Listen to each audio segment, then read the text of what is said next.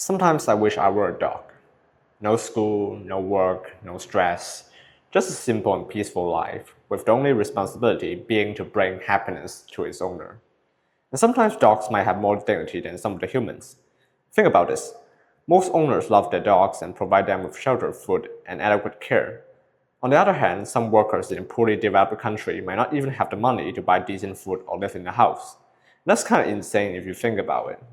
We consider dogs as our pets, which is supposed to be a derogatory term if you say it to humans, but in fact, some dogs live a much better life than us. I'm stretching a bit far here, but my point is that sometimes these ideas make me fantasize about being a dog.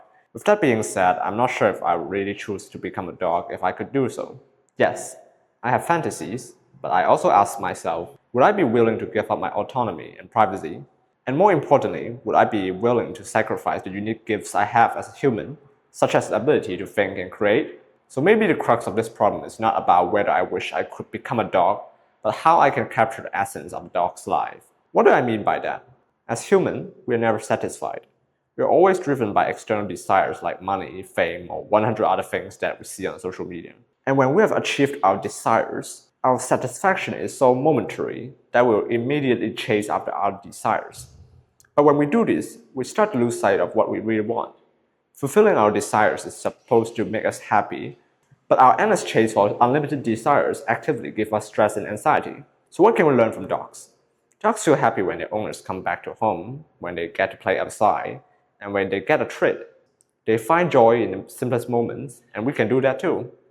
I'm not saying we should feel happy the same way dogs do, but instead of obsessing over the goals that we think would make us happy, we can just start living in the present.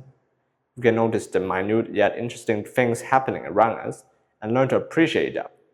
And maybe by shifting our perception towards life, we'll be able to make our lives simpler and more peaceful. Thanks for watching. This is Mr. Machine.